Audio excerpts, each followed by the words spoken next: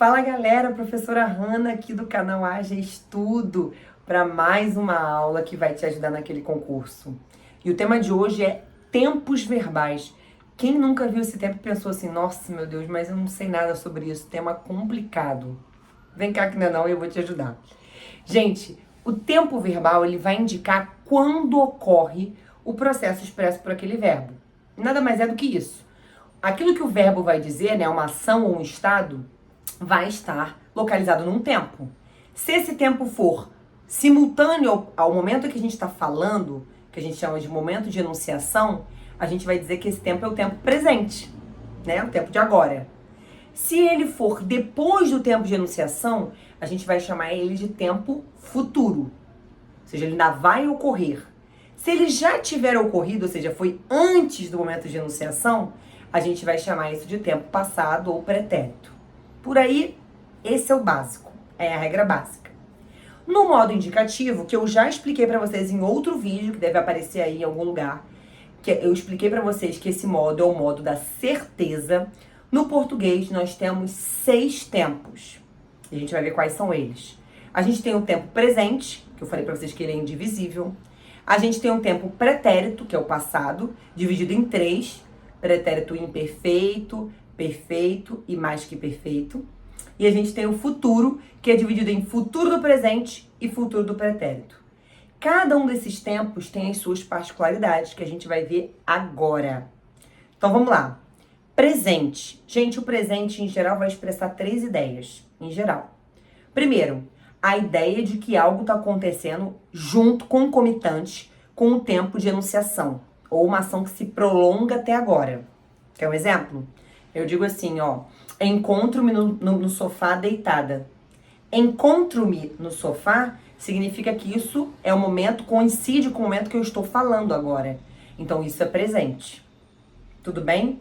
Além desse sentido, por exemplo, eu posso dizer assim, eu gravo aula no canal.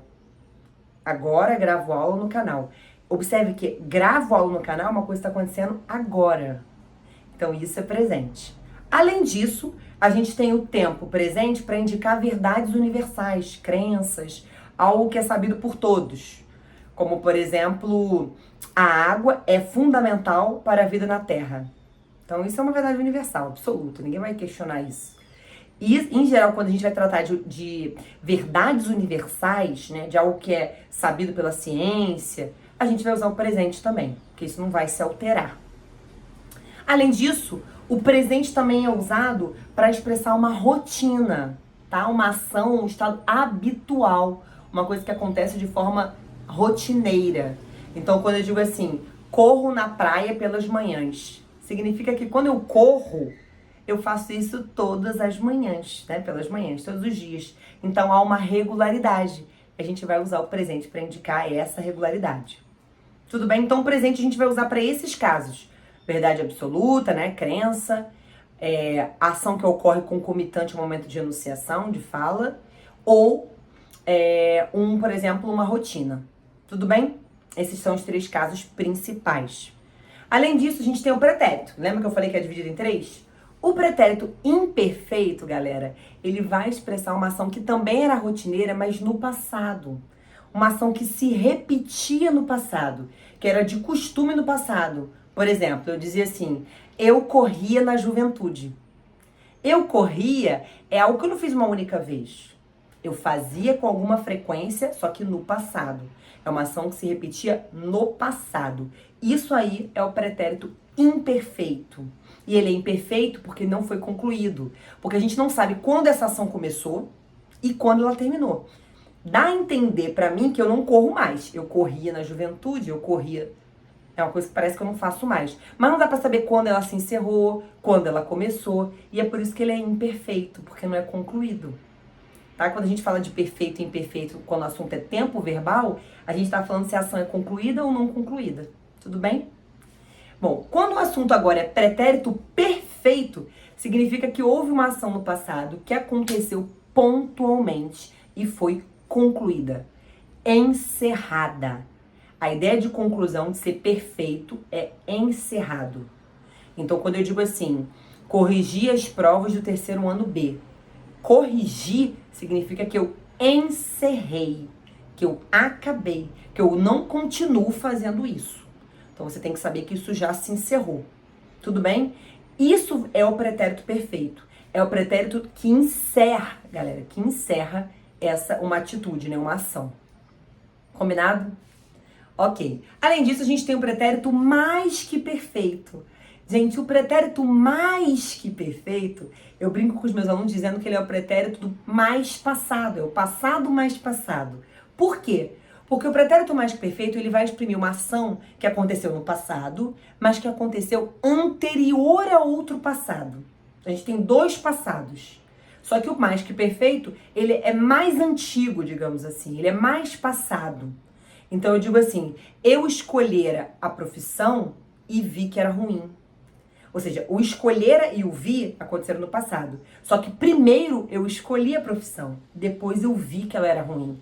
Então eu escolhera, ou se for a forma composta, eu tinha escolhido a profissão e vi que era ruim. Então você só viu que era ruim antes, na verdade depois, do que já tinha acontecido, que é o escolhera. Você escolheu primeiro. Então ele é mais passado do que o vi. Então, pretérito mais que perfeito é o pretérito mais pretérito, é o pretérito mais passado, ok? Aconteceu antes de outro passado. Combinado? Bom, além disso, a gente tem os dois futuros. E aí a gente tem que ter atenção a uma coisa muito importante. Futuro do presente é o futuro clássico, que a gente está acostumado. É o futuro em relação ao momento presente, que é esse momento que eu tô falando aqui agora. Então eu digo que alguma coisa vai acontecer em relação a esse momento agora. Então eu digo assim, ó, eu cantarei no sábado, eu irei à praia, ela fará o dever de casa. Observe que ele tem uma marca que é esse irei e esse irá forte. Ele fará, ele comerá, ele beberá. Eu farei, eu comerei, eu beberei. Esse re e esse irá forte mostram que alguma ação vai acontecer, tendo em relação, tendo como ponto de referência esse momento presente agora. O futuro do presente também pode indicar uma dúvida, uma hipótese. Quando eu digo assim, ela disse que virá amanhã. Será?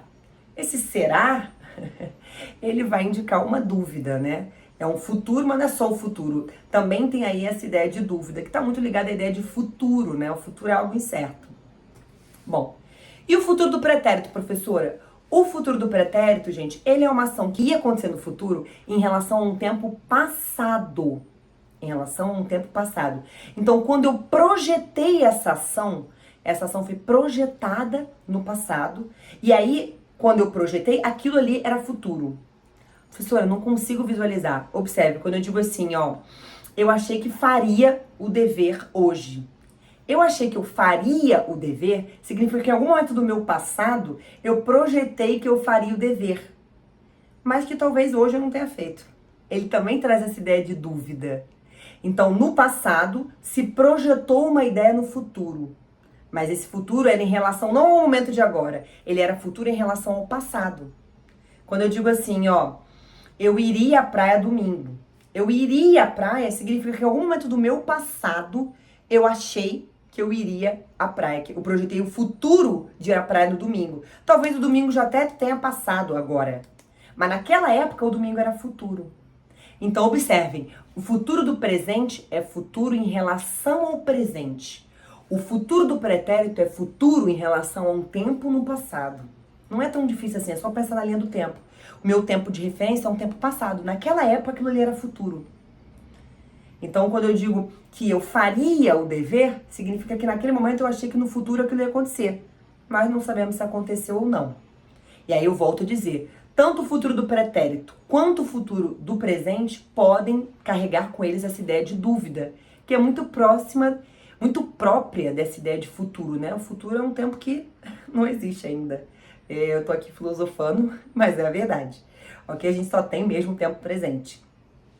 Além disso, o futuro do pretérito carrega uma ideia de polidez no português do Brasil, tá? Esse adendo é importante. Muitas vezes eu digo assim, você fecharia a janela? Não necessariamente eu queria que você fizesse isso no futuro, né? Ainda mais em relação ao passado. O fecharia a janela, esse iria, que é típico do futuro do pretérito, iria, eu faria, eu beberia, eu comeria, nós faríamos. Esse iria, ele na verdade está expressando uma ideia de polidez. Eu quero ser educada. Quando eu digo assim, gostaria de um café? Você gostaria de um café? Eu posso dizer assim, aceita um café? Também posso. Mas eu digo gostaria, eu poderia me sentar mais à frente? Ele também carrega essa ideia de polidez, de educação. Tudo bem? Meus amores, esses são os tempos do modo indicativo, que é o modo da certeza, ok? A gente tem, para além desses no português, os tempos do modo subjuntivo, que é o modo da dúvida, da incerteza, da hipótese. E a gente tem 3 tempos no modo subjuntivo. O tempo presente, o tempo pretérito imperfeito e o tempo futuro, só futuro, tá? Não é nem do presente nem do pretérito, só futuro. Temos esses 3. O que cada um desses vai expressar? O tempo presente, gente, ele vai expressar uma ideia que pode acontecer ou não concluída no presente, uma ideia sobre a qual você tem alguma dúvida no presente, e ou um desejo, tá? Então o presente do subjuntivo vai carregar essa ideia de desejo, ou dessa ideia que a gente não tem uma certeza, mas ela é no presente. Quer ver um exemplo? Eu posso dizer assim, que você passe na prova. Observe, que você passe na prova é um desejo meu. Eu sei se isso vai acontecer? Não sei. Não sei se vai acontecer ou não. Mas é um desejo que eu tenho, que você passe na prova. Mesma coisa eu dizer assim, ó. Eu acredito que vocês conheçam o caminho. Que vocês conheçam o caminho é o que eu falei. É presente, mas eu não tenho certeza sobre isso. Eu acredito que vocês conheçam. Não sei se conhecem ou não, mas é uma crença minha. Então, o presente é essa ideia de presente incerto ou essa ideia de desejo. O futuro do subjuntivo, ele vai expressar tanto alguma coisa que pode acontecer no futuro que eu não tenho certeza, pode acontecer, eu não sei a definição, quando vai, se vai, ou essa ideia de hipótese, que como eu falei, é típica de futuro, gente, típica de futuro, pode acontecer ou não. Então eu digo assim, quando eu voltar, arrumaremos essa casa. Quando eu voltar, não se sabe quando, quando vai. Se eu usar o se, aí a ideia fica menos ainda temporal e fica uma ideia ainda de dúvida. Se eu disser assim, se eu voltar, a gente vê isso. Se eu voltar, ou seja, eu não sei se eu vou voltar. E aí, qual é a marca desse futuro? É esse R no final. Se eu voltar, se eu fizer, se eu vir. Quando eu voltar, quando eu amar, quando eu partir. Esse R aí que vem no final, que vai marcar essa ideia de futuro do subjuntivo. Mas ele carrega tanto a ideia de hipótese, de incerteza, quanto essa ideia de algo que pode acontecer no futuro, mas eu não sei quando exatamente, como vai se dar isso, ok? Para terminar, a gente tem um pretérito imperfeito, que pode ser uma coisa que aconteceu no passado, mas que eu não tenho certeza se aconteceu ou não, ou a ideia principal, que é a ideia de hipótese, tá? De algo que pode acontecer ou não e que é talvez mais incerta do que certa. Exemplo, eu digo assim, ó, se eu ganhasse na loteria, nossos problemas estavam resolvidos. Se eu ganhasse, eu não sei se isso vai acontecer. No caso da loteria, a probabilidade é mínima, né? Mas pode acontecer. Mas há uma ideia assim, de incerteza muito forte. Agora, e tem um passado que não aconteceu provavelmente. Quando eu digo assim, ó, se eu fizesse o dever, teria tirado uma nota melhor. Se eu fizesse o dever, minha nota seria maior. Então é algo que no passado provavelmente não ocorreu, né? É bem incerto. Então, essa incerteza vem por causa do modo subjuntivo, que é o modo da incerteza. Então ele permeia, né? Essa ideia de dúvida e de incerteza vai permear todo o subjuntivo. Tudo bem? Meus amores, esses são os 9 tempos que a gente tem na língua portuguesa relacionados aos modos indicativo e subjuntivo, mas nas formas simples, que são aquelas formas que a gente usa um único verbo. Existem as formas compostas. Quando, por exemplo, a gente tem o pretérito mais que perfeito, a gente diz fizera ou tinha feito. No português do Brasil, a gente usa mais o tinha feito do que o fizera. A gente usa mais a forma composta. Mas a forma composta virá aí numa outra aula, se vocês quiserem, ok? Aí vocês digam aqui pra mim, se vocês querem aula sobre tempos compostos, que a gente prepara para os próximos dias. De qualquer forma, peço que curtam esse vídeo, compartilhem com aquele seu amigo que precisa passar no concurso e ative o sininho para saber de mais vídeos como esse. Um beijo, até a próxima!